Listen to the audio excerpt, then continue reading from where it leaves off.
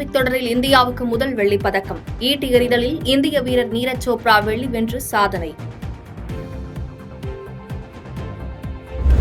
ஈட்டி எறிதல் இறுதிச் சுற்றில் 89.45 மீட்டர் தூரம் வீசி வெள்ளிப் பதக்கத்தை பெற்ற நீரஜ் சோப்ரா இந்தியாவுக்காக அடுத்தடுத்து ஒலிம்பிக்கில் தங்கமும் வெள்ளி வென்ற ஒரே வீரர் என்ற சாதனை. நீரஜ் சோப்ரா வெற்றியை ஹரியானாவில் உள்ள அவரது வீட்டில் பட்டாசு வெடித்துக் கொண்டாடிய குடும்பத்தினர். அனைத்து இளைஞர்களுக்கும் தனது மகன் முன் உதாரணமாக திகழ்வதாக நீரஜின் தந்தை நெகிழ்ச்சி.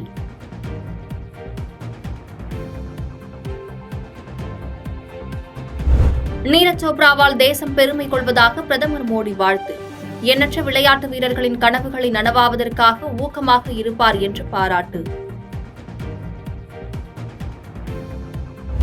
ஈட்டி எறிதல் தங்கப்பதக்கத்தை தட்டிச் சென்ற பாகிஸ்தான் வீரர் அர்ஷத் நதீம் இறுதி சுற்றில் 92.97 மீட்டர் தூரம் வீசி புதிய ஒலிம்பிக் சாதனை.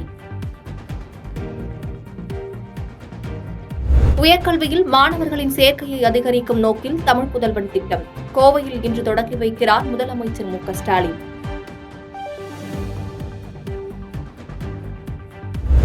தமிழக காவல்துறையில் ஒரு நாளில் 56 அதிகாரிகள் இடமாற்றம். கள்ளக்குறிச்சி விஷச்சாராய வழக்கில் காத்திருப்போர் பட்டியலில் இருந்த அதிகாரிக்கு மீண்டும் பொறுப்பு. தமிழக மீனவர்கள் 33 பேரை கைது செய்த இலங்கை கடற்படை. தொடரும் கைது நடவடிக்கைகளால் தமிழக மீனவர்கள் அச்சம். வயநாடு பேரிடரில் உயிர் பிழைத்தவர்களை அழைத்து சென்ற இறுதிக்கட்ட தேடுதல் பணி. கேரள முதலமைச்சர் பினராயி விஜயன் தகவல். கேரளாவில் மாநில அளவிலான ஓணம் கொண்டாட்டங்கள் ரத்து. வயநாடு நிலச்சரிவு பாதிப்பு எதிரொலியாக மாநில அரசு அறிவிப்பு.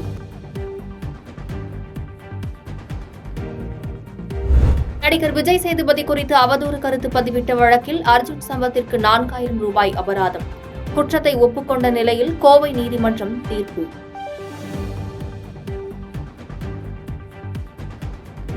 விழுப்புரம், ஈரோடு உள்ளிட்ட தமிழகம் முழுவதும் பல்வேறு மாவட்டங்களில் கனமழை. அருப்புக்கோட்டையில் மழைநீரில் அடித்துச் செல்லப்பட்ட தண்ணீர் டேங்க். மதுரையில் பூ வியாபாரிகள் மற்றும் விவசாயிகளை தகாத வார்த்தைகளால் பேசிய காவல் ஆய்வாளர். சமூக வலைதளங்களில் வீடியோ பரவிய நிலையில் பணியிடை நீக்கம் செய்து காவல் ஆணையர் உத்தரவு.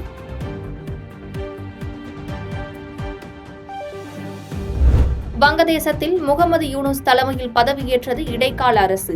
பெண்கள், மாணவ அமைப்பினரை உள்ளடக்கிய 16 பேர் கொண்ட ஆலோசனை குழுவும் அமைப்பு. அதிபர் தேர்தலில் போட்டியிடும் கமலா ஹாரிஸுடன் கூடுதல் நேரடி விவாதங்களில் பங்கேற்க ட்ரம்ப் விருப்பம். அமெரிக்காவுடனான அண்டை நாடுகளின் நட்புறவு குறைந்துவிட்டதாக குற்றச்சாட்டு.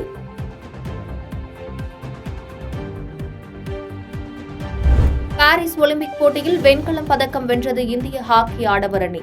வீரர்களுக்கு தலா 15 லட்சம் ரூபாய் பரிசுத் தொகை அறிவித்தது ஹாக்கி இந்திய சம்மேளனம். இந்திய ஹாக்கி அணி வீரர்களுக்கு மகிழ்ச்சி பொங்க தொலைபேசியில் வாழ்த்து தெரிவித்தார் பிரதமர் மோடி. ரசிகர்களுக்கு தொடர் ஆதரவு அளியுங்கள், அடுத்த முறை மேலும் சிறப்பாக செயல்படுவோம் என கேப்டன் ஹர்மன்பிரீத் சிங் உறுதி.